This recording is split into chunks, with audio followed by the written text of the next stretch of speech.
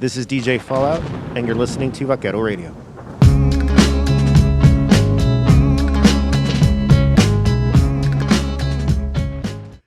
Good morning, Vaqueros. It's now 11 o'clock a.m., Thursday, February 25th. It is a beautiful and sunny 74 degrees. Welcome to the broadcast. My name is DJ Fallout, and this is the Fallout Shelter. Okay, folks. What a week, huh? Between missing basically a week of school and freezing solid and keeping all of our loved ones safe and warm, I'm pretty sure every one of my listeners has had a trial or a tribulation this past week. I know I have.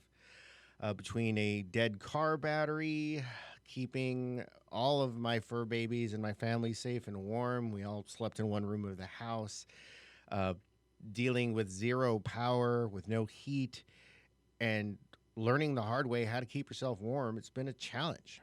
But now we can wake up, we can look outside. It's sunny, it's breezy, it's a beautiful 75 degrees. Everything that we expect of our pre-spring break weather, it's here. But it wasn't without a price to be paid.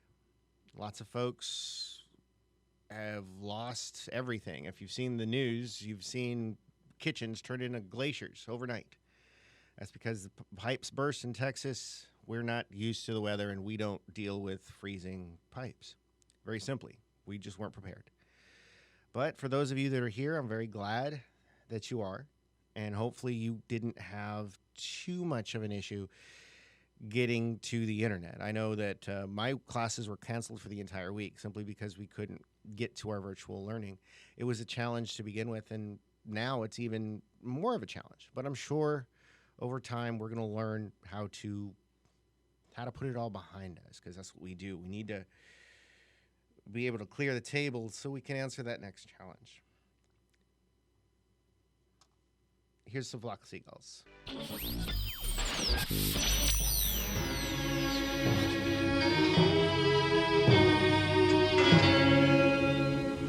This is DJ Fallout, and you're listening to Vaquero Radio.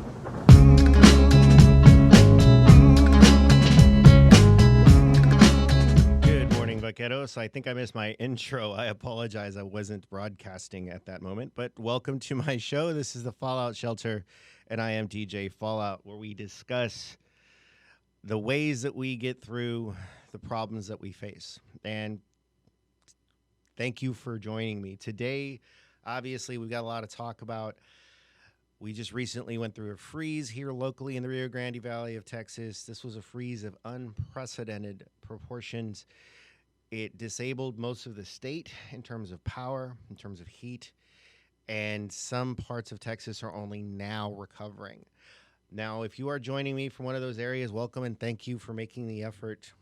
We hope that you find safety and security, because for a while there, it felt very much like the end of something. I don't know about you. Keeping all of my fur babies and my family members in the same room because we had no heat, covering the windows, and essentially bunkering in place, eating what we could either find foraging, i.e. looking for takeout, or trying to cook as best we could. Most of us have electric ranges, so that was a non-starter. You end up eating sandwiches in the cold. It was awful. I know a lot of folks were really stressed at this. Some people even lost their lives in parts of the state due to the cold. So this was no joke. According to ERCOT, which is the Energy Regulatory Commission of Texas, they stated that we were less than 5 minutes away from a complete blackout that would have lasted for months. According to the latest, Texas was 4 minutes, 37 seconds away from that blackout. That's what the board is stating. They're stating that, quote unquote, we saw something here that, outstrips any extreme scenario. So even to the body that is tasked with watching over our electrical grid and making sure that we maintain a level of connectivity, of reliability, even they're saying that this is something that they did not foresee. That this is the kind of, and this is another quote, this is the kind of thing that, moves a goalpost, so that we have to know what we could see in another February when we look at these extremes. In other words, this is now on the table, right? This kind of event in terms of what we can see potentially from some of our weather. We've all heard and had the argument about climate change being a myth. I think this puts it to bed. This isn't global warming by any means, but this is certainly more extreme weather. I mean, I've never had to, at least in Brownsville, had to rattle my door to open it because it was frozen shut. But that certainly didn't happen. My battery died. I had to go find another one. That was an all-day affair in the middle of the cold. But we managed. We got a new battery in there, and thankfully it works, and it works well. And I won't have to buy another one for a couple of years. Now, ERCOT did issue a statement for the power outages. It says that they could have done a better job emphasizing what was coming, and had communication with the board been in more depth, they would have been able to do something about it. There's going to be a lot of finger pointing, obviously, but ultimately we're here now, and we are relying on our betters, I hate that word, on our government officials, that is, to go ahead and do what's best for us, not for their, not for the folks that got them into office, not for their friends, but certainly for the residents of Texas that had to stand a hard freeze without heat. They need to do a better job. I think we can all agree to that. In case you haven't heard, this duo known as Daft Punk has retired. There won't be a one more time for them, and their days of going around the world are over. God, that's bad. At least that's what the French electronic music duo wants you to think. Daft Punk released a video Monday announcing their retirement in a style consistent with their image. The video shows them walking around a desert. Then one of them removes his jacket to reveal a self-destruct pack, which the other one activates, and then they explode into smithereens.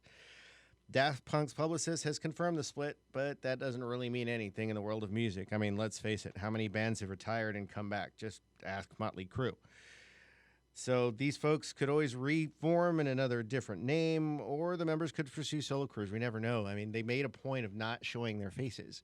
I mean, you can find their faces online if you go dig, but it's not anything that they lead with. They lead with their masks, which are in and of themselves some great technology. But yeah, unfortunately, we won't be hearing anything new from these guys. But if you dig deep into their discography, you're going to find a lot of music that wasn't played on the radio, but is still just really catchy, really gets into your head, and there's a lot of good music to be found. So we'll miss y'all, Daft Punk. Hopefully you guys decide to reform some other way.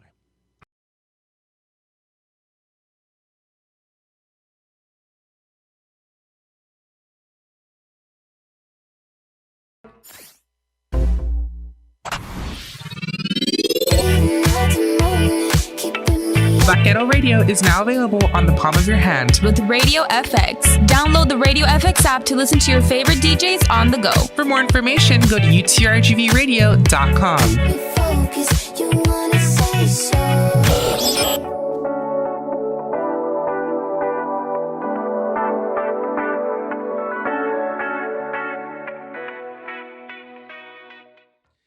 One thing I've always liked about the older songs is they're very straightforward in terms of what they're presenting, and Mr. Blue Sky is no exception. It's kind of this very happy-go-lucky, right, kind of beginning that I really enjoy.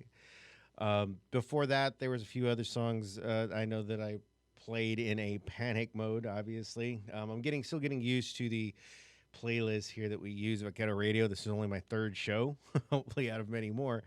But yes, so you will hear occasionally technical foibles like that, looking for songs that fit. And ultimately, all we're trying to do here is tell a story, right? And again, my name is DJ Fallout, and this is the Fallout Shelter, where we discuss the ways that we're getting through these challenges, pandemics and freezes and zombies. Oh my, I'm kidding about the zombie part. But ultimately, music helps. Music's one of those things that we listen to motivate us, to talk us into things, to talk us out of things, and to generally kind of drive our will.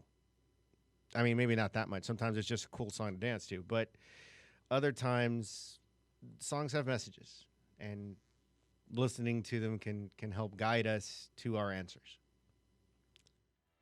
I sincerely apologize. That song really wanted to play. That was Running Down a Dream by Tom Petty and the Heartbreakers.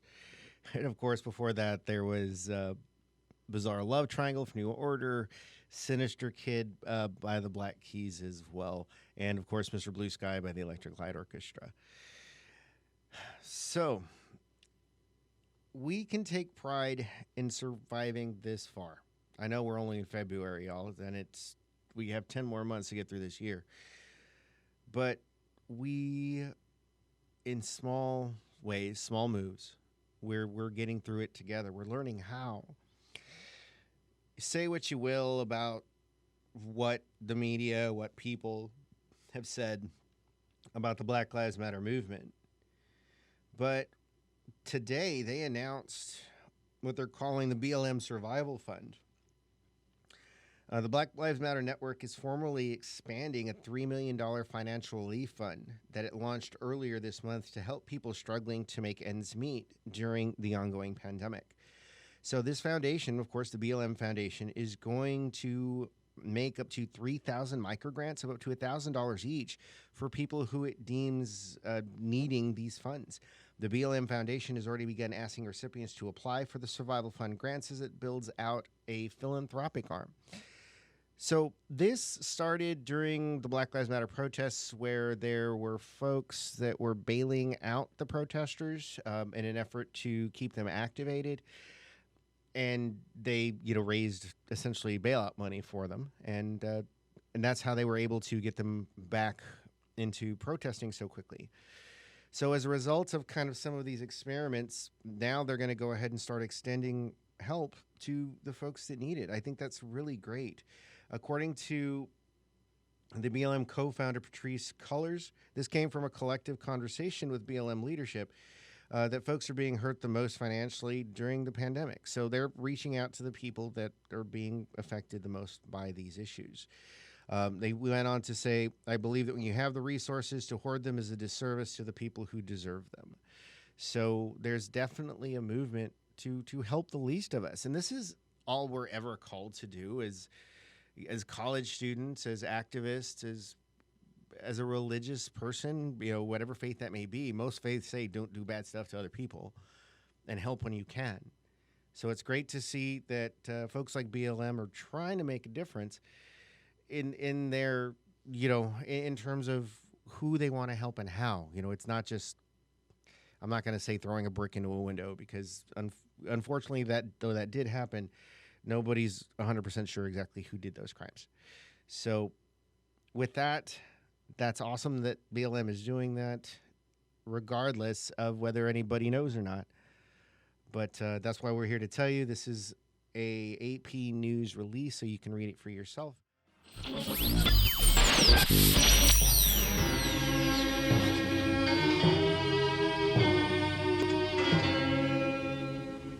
This is DJ Fallout, and you're listening to Vaquero Radio.